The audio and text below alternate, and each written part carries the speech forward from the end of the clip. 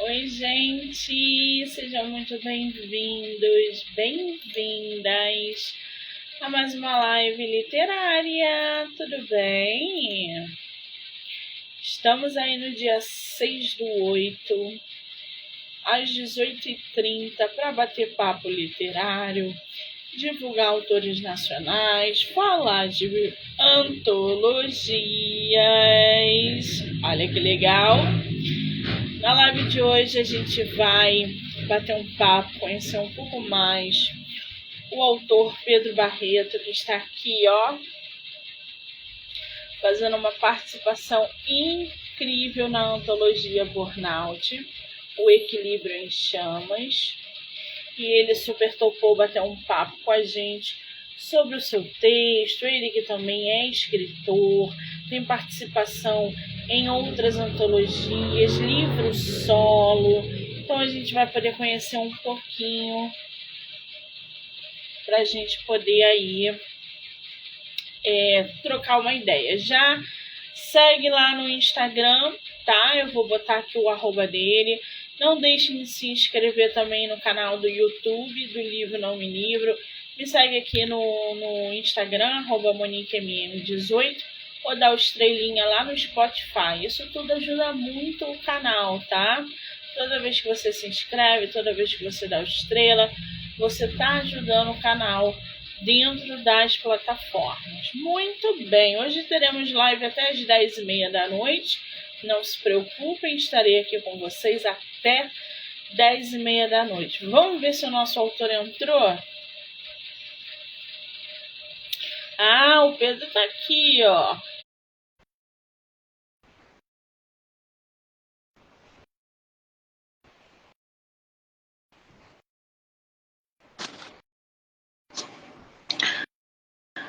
Pedro, querido. Oi. Olá, boa noite, tudo bem? Tudo bem.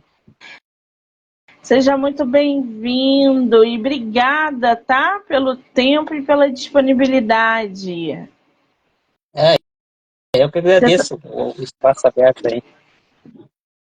Você tá me vendo e tá me ouvindo? Eu tô te ouvindo.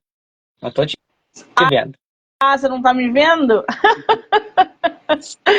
Não se preocupa não, que tá todo mundo aqui te vendo, tá? Depois você vai conseguir assistir. Isso é bug do Instagram, é normal, mas a gente tá te vendo. Querido, é sua primeira live literária aqui no Instagram? Não é a primeira live literária, né? Mas é a primeira contigo, né, Monique? Ah, já tá cascudo em live no Instagram. Isso é muito bom, né, gente? Que deixa a pessoa um pouco mais confortável. Que coisa boa. Você costuma fazer live no Instagram o quê? Sobre livro? Sobre o quê? Não, é sobre livro, né?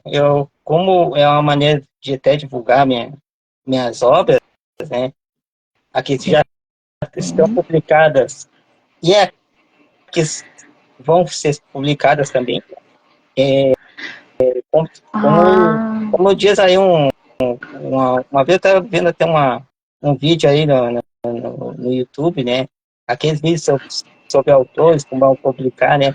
A divulgação da tua obra é constante, né?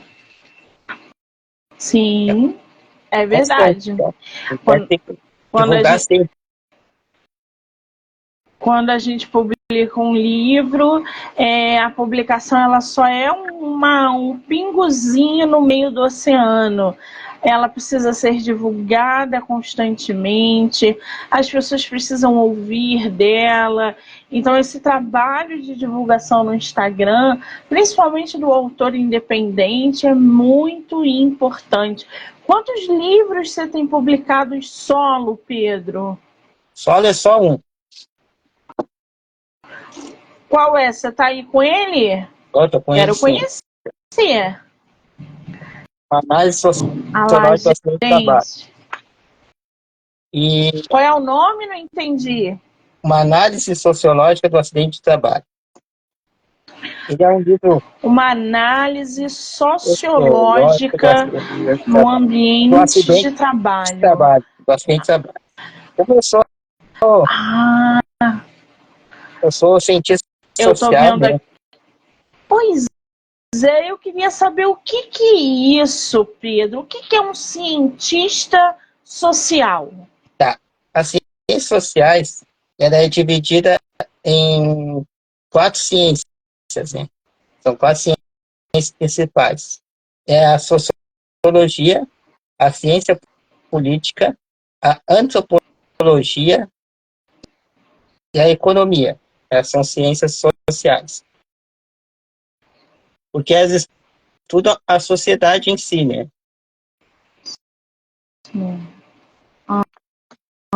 Entendi. E esse Então, teu livro, você publicou quando, esse livro solo? eu publiquei esse ano agora, em maio desse ano. Ele foi um livro, Então é recente. é recente, é um livro, ele é um livro curto, né? Até, né? Não tem muitas páginas, mas ele foi feito uma pesquisa com bastante esmero, né? Porque eu usei bastante dados, assim, estatísticos, dados reais. Tem uma questão de pesquisa, Sim. né? Porque eu sou especializado em saúde ocupacional, né? Por pesquisa aqui que eu fiz da minha área, né? Como eu trabalho na área de saúde ocupacional faz um bom tempo também, né? Além de cientista social, eu também sou técnico de segurança, né?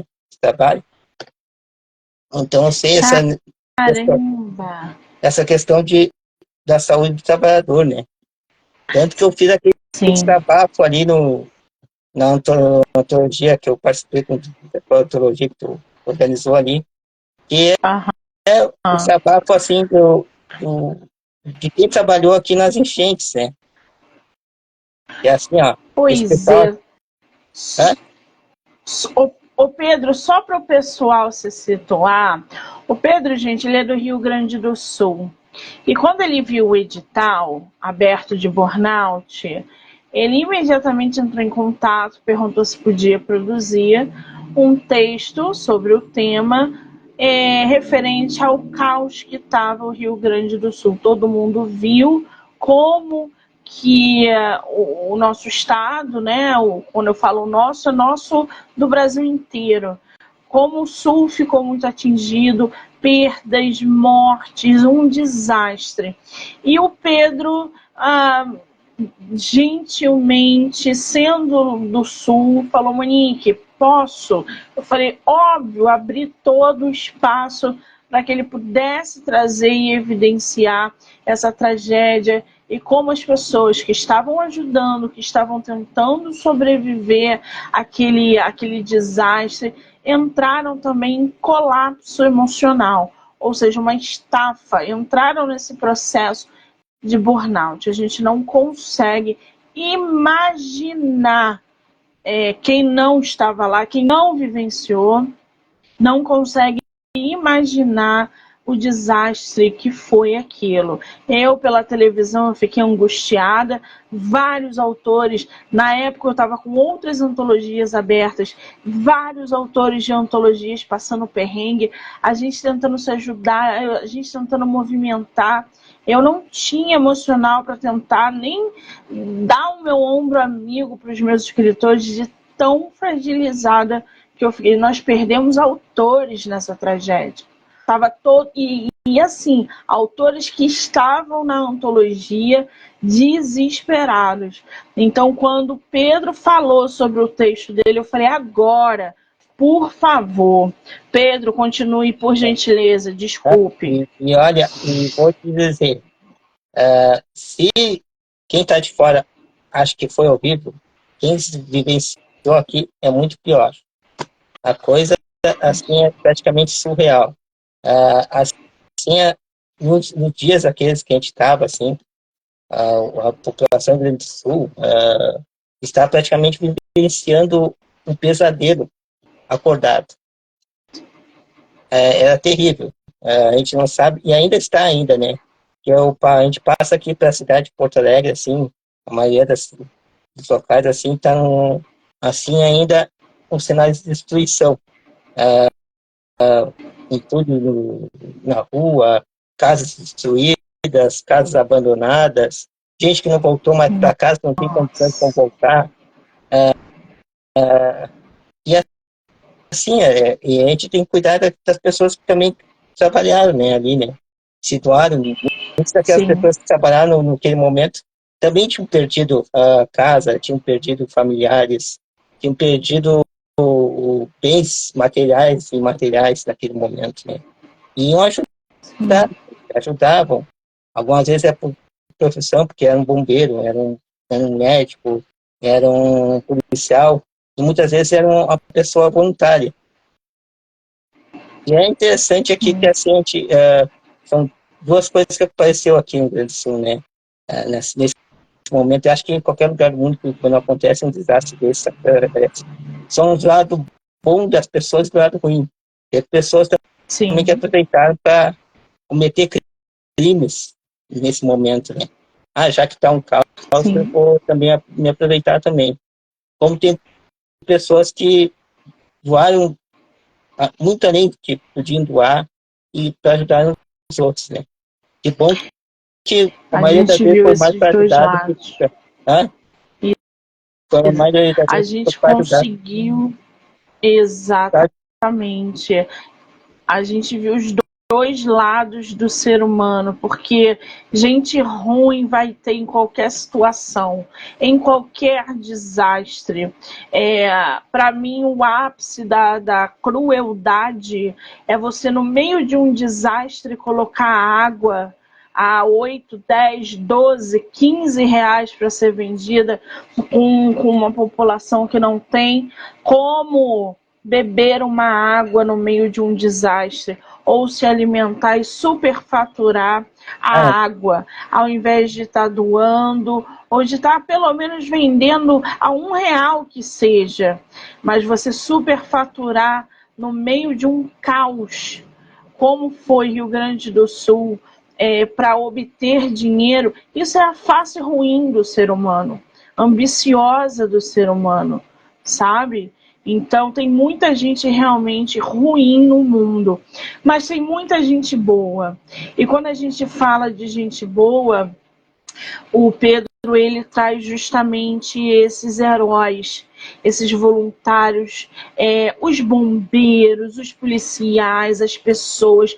Saiu gente de todos os lugares do Brasil para ajudar a região sul. E o Pedro traz aqui o seguinte: os heróis também pedem socorro.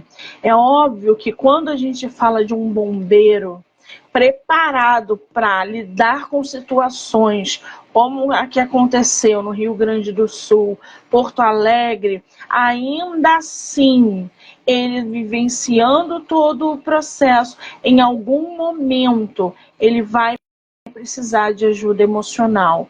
Primeiro, porque ele é ser humano. Segundo, porque o que ele viu ou presenciou nesse desastre, ele pode ter pensado na filha, na mãe, na avó, o cansaço diário, porque era todos os dias. Achavam uma pessoa, pessoas gritando em casa sem energia. Vocês têm ideia do cenário apocalíptico que foi isso? Então, esses heróis que vivenciaram isso, que passaram por isso, o Pedro traz esse help a eles, ajuda que eles também necessitam. Pedro, fala um pouquinho do seu texto que você escreveu para Burnout.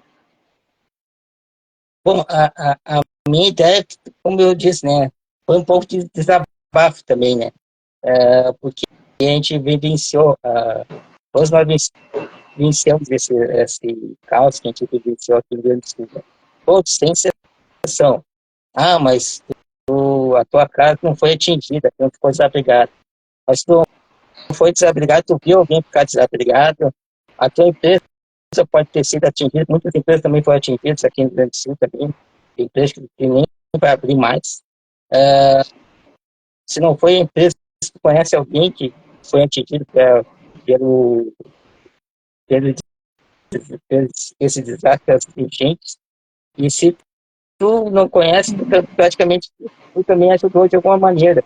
É, como tu disse, tem muita gente ruim nesse momento, tem, mas infelizmente, também teve muita gente boa e parece até que tinha mais gente boa do que gente ruim nesse momento.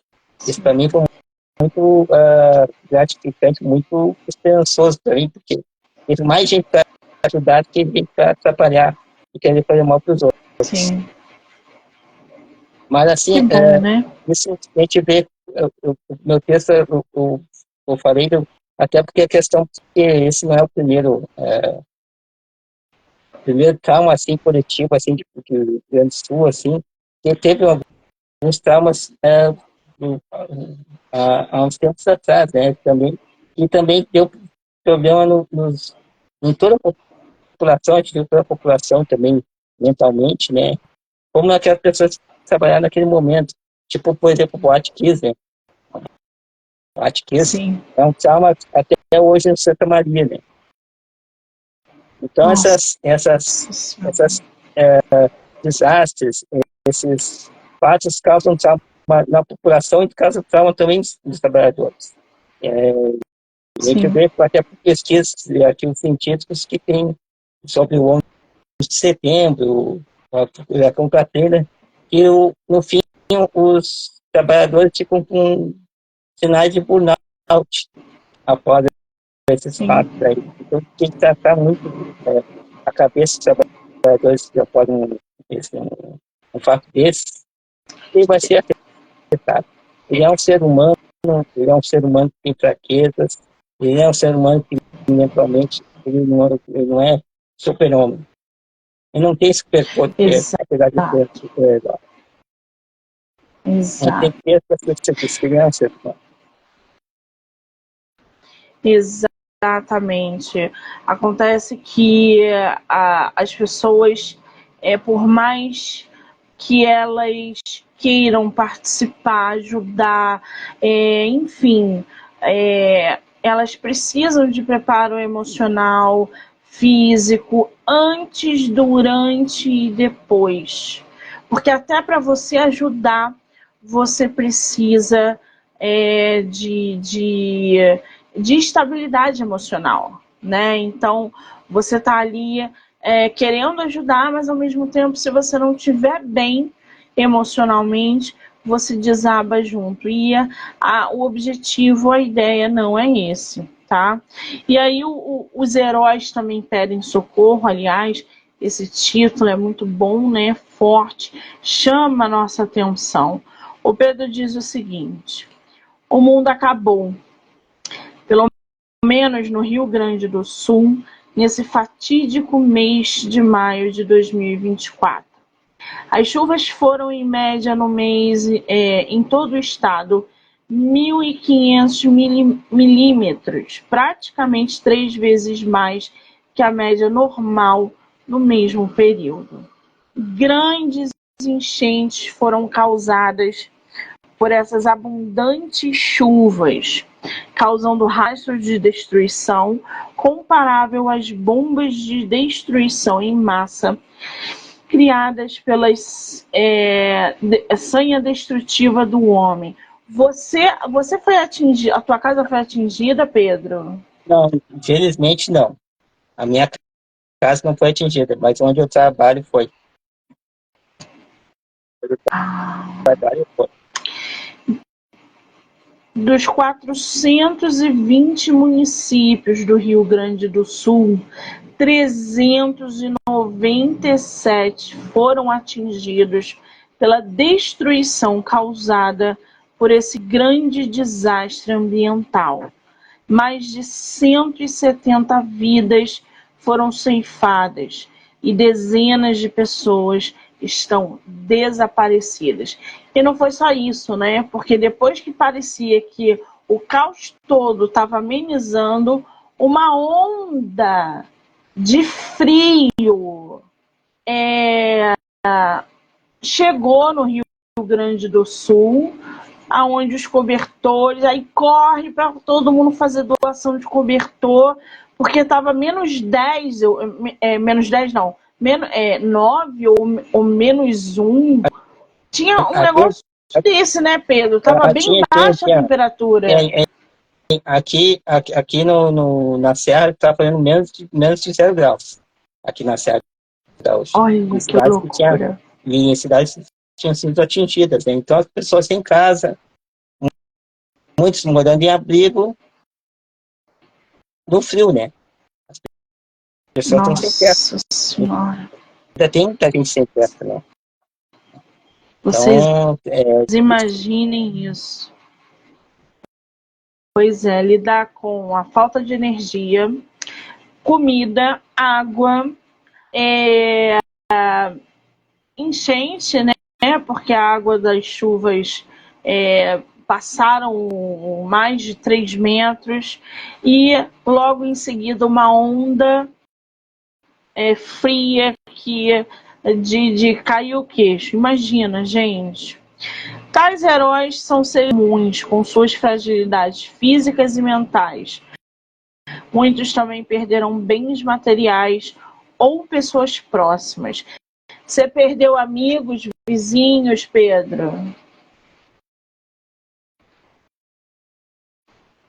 não perdi assim pessoas próximas, mas eu conheço pessoas próximas que perderam bens materiais, né?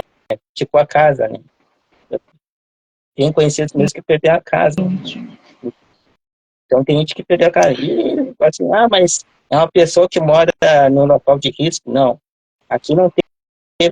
A água subiu tanto que não foi só os locais de risco. Esses locais de risco, onde pessoas mais pobres geralmente moram, foram os primeiros a ser atingidos, mas atingiu um nível assim que teve gente que não morava em um local tão de risco, que eram bairros até com estruturas que foram atingidas também. Que loucura, né, gente? Que loucura. Desastre parecido nessa região mais ao sul do Brasil não tinha se visto igual. Parecida somente o incêndio da Boate Kiss, na questão de ter causado um grande impacto tanto em perdas de vidas como de transtornos psíquicos nos trabalhadores que socorreram tais vítimas de ambas as tragédias e na população gaúcha. A gente não pode deixar de falar também de Mariana, Sim. Que também foi uma coisa horrorosa.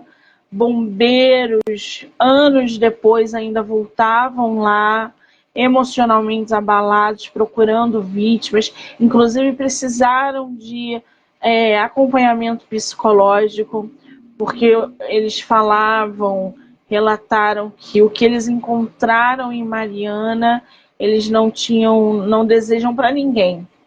Então foram profissionais também que passaram por um processo de burnout e até hoje bombeiros que trabalharam em Mariana seguem com um acompanhamento psicológico, tá, gente? E é Entre outros, isso, né, né? Pedro? Quais outros desastres? Teve um outro em Minas também, não teve, Pedro? Teve Brumadinho. Brumadinho Isso, Brumadinho. Isso também aí. foi terrível Que também. inclusive virou livro, né? Uhum. Nossa Senhora.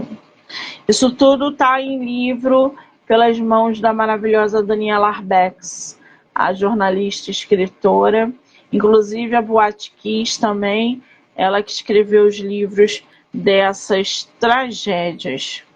E aí o nosso autor continua escrevendo, falando sobre os relatos, né, os profissionais, os voluntários, medo de sair e ver ainda a destruição existente na cidade.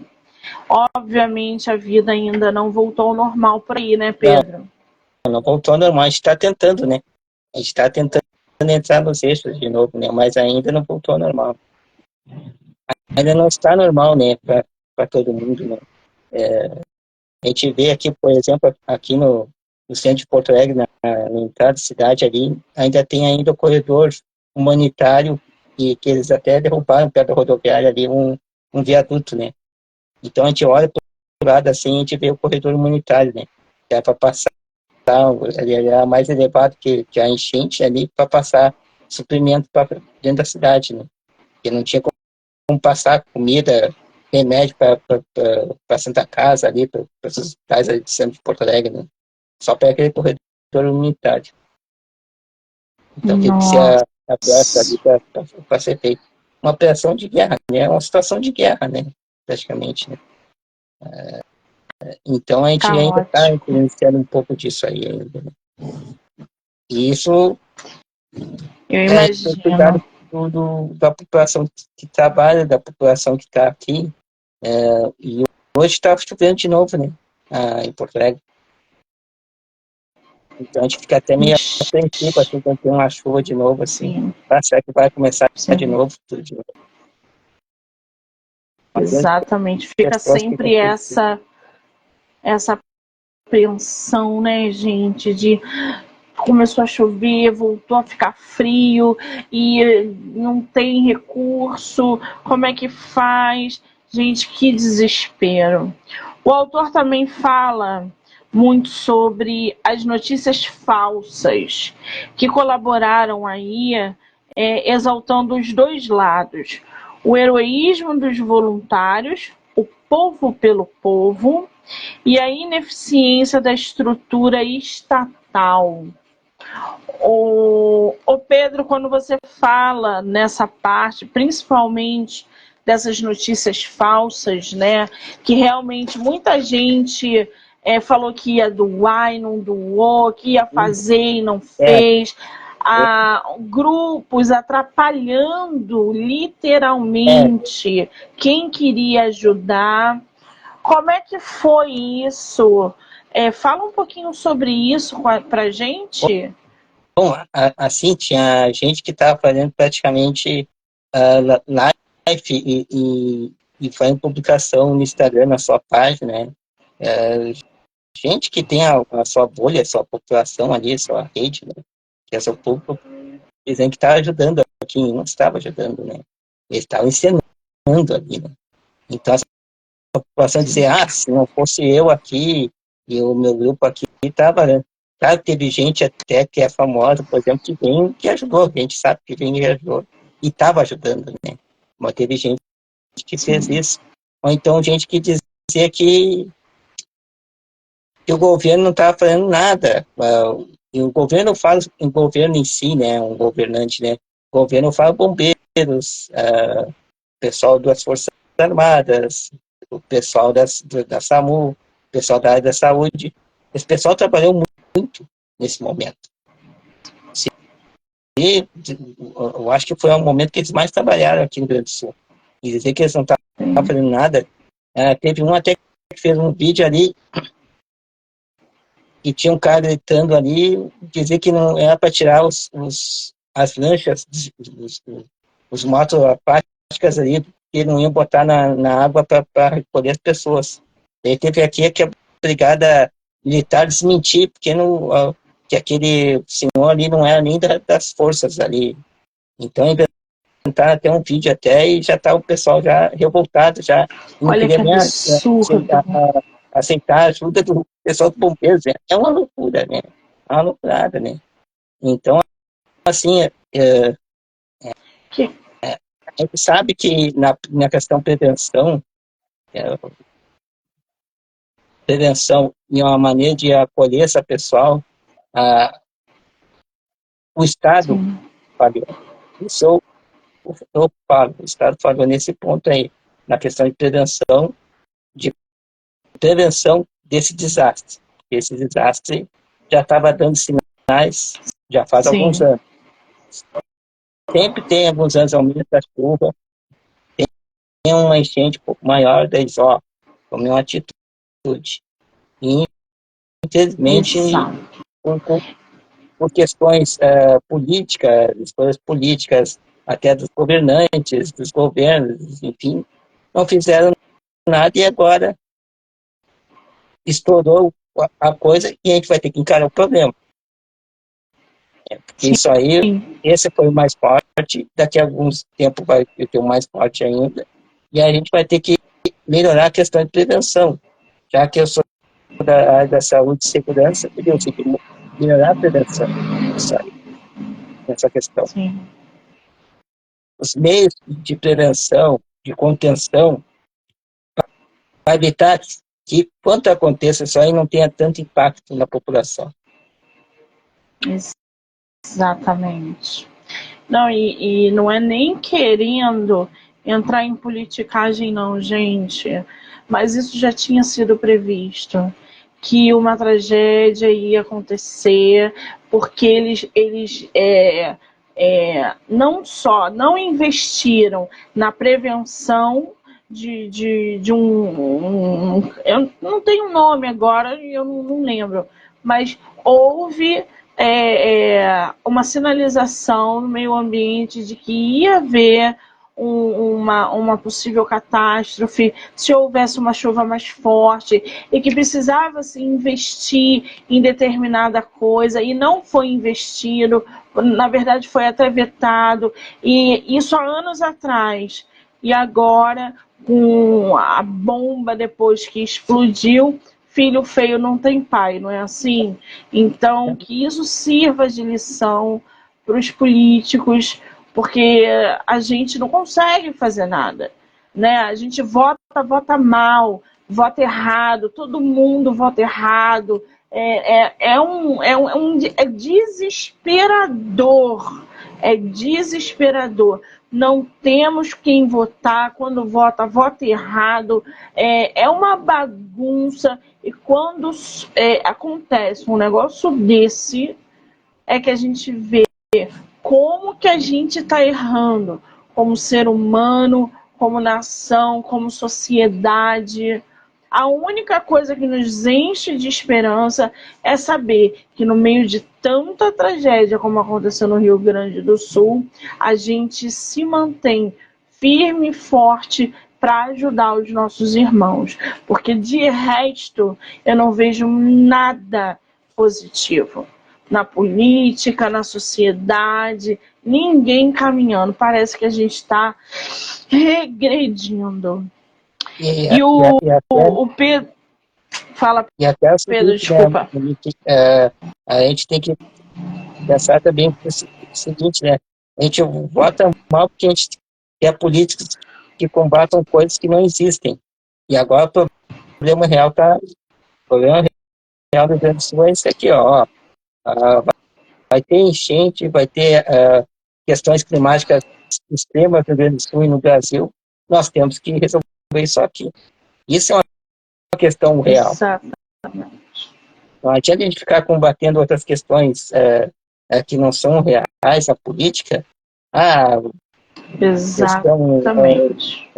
A escola sem partido, escola isso, escola aquilo, o casamento gay, acho que quem tem que se aceitar é quem é pedir em casamento, mas enfim, essas coisas assim, ficar discutindo essas coisas que não importa para a sociedade de forma prática, a gente tem que pensar nessas coisas, porque a questão ambiental está aí, a gente vai ter que encarar.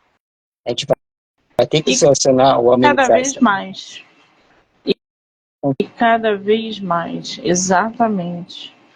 O Pedro diz aqui, 60% da população está com burnout, 91% com ansiedade e 50% com sinais de depressão.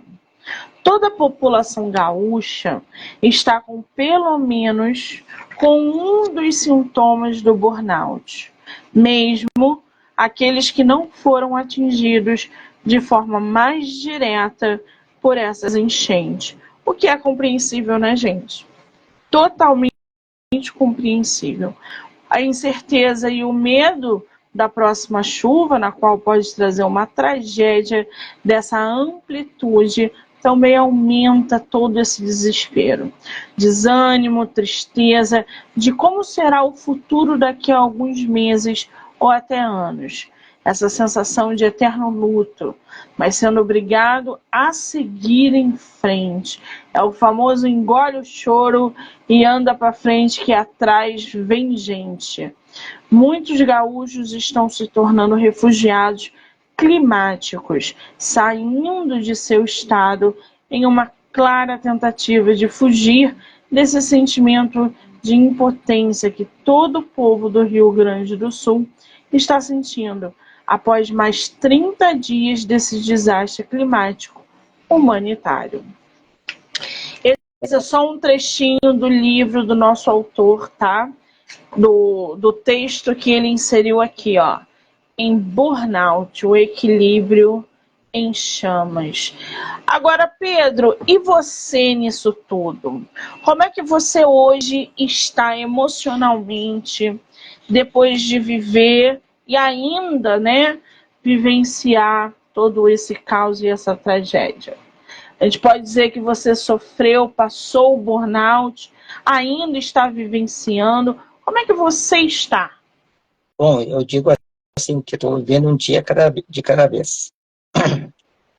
Porque ainda está muito difícil ainda, né? E a gente ainda sente como a gente está dizendo agora a questão de política, a gente sente que as nossas autoridades aqui parece que estão empurra para o outro, empurra para outro, a culpa não é culpa minha, e parece que não estão tomando nenhuma ação para solucionar esse problema. O problema está aqui, nossa, as questões de prevenções disso, como é que a gente vai evitar que o rio Guaíba, o nosso Guaíba aqui, o lago, entre para dentro da cidade de Porto Alegre, como é que vamos fazer se tiver que entrar?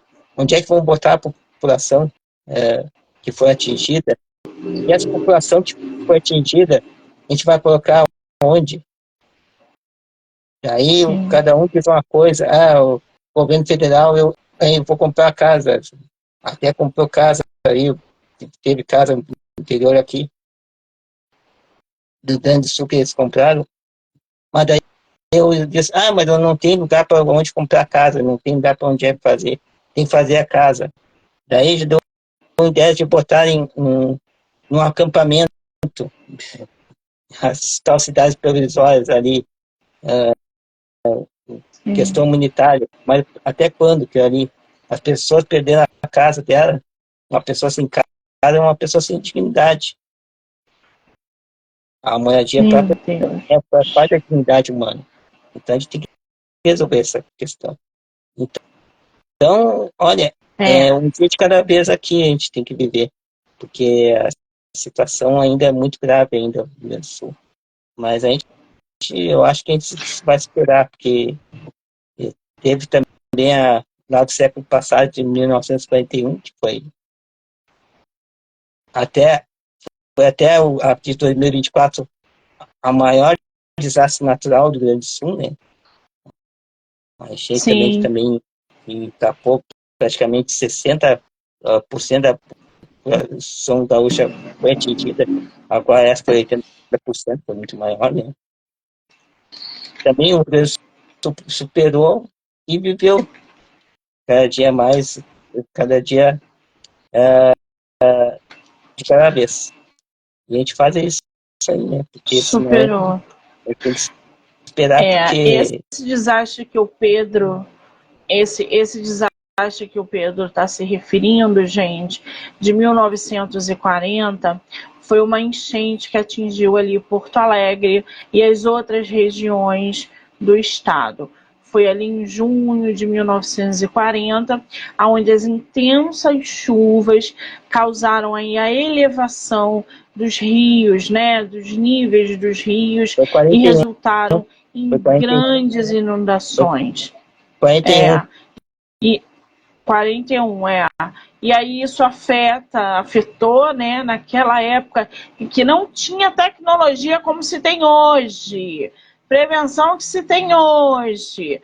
Afetaram aí gravemente a infraestrutura, a vida da população local. Então, até hoje é uma das lembranças, né, desastrosas de um fenômeno natural, com danos e perdas aí inestimáveis. Parece que a gente não aprende, a gente só muda de década, porque o mesmo problema, e temos tecnologia para lidar com isso, e ainda assim não é feito, o que é uma pena. Vamos torcer para que não vai amenizar, né, gente, com aquecimento global, então, que ninguém acredita em aquecimento global, vocês estão muito perdidos. O povo que não acredita em aquecimento global, eu fico chocada, porque não dá nem para conversar. Também é um fator, tá, gente? Ai, ai. Ô, Pedro, me diz uma coisa. Com livro solo, participação em antologias, você pretende aí escrever mais alguma coisa para 2025? Tem livro chegando ou tá muito cedo? Não, tem livro chegando em 2025, mas daí eu vou, digamos assim, me arriscar uma coisa que eu não faço, né? Mas até faço, mas não faço assim de um livro solo, né? E vai ser um livro de ficção. Mas vai ser um livro de ficção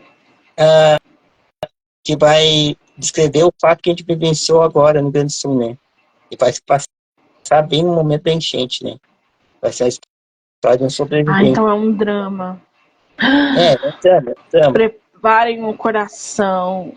Preparem o coração e o lencinho, porque vem drama aí pelas mãos do nosso autor. Ah, que maravilha. Você vai à Bienal em São Paulo? Não, né? Não. Você vai conseguir ir? Não vou conseguir. Aqui também complicada a logística também do aeroporto, né?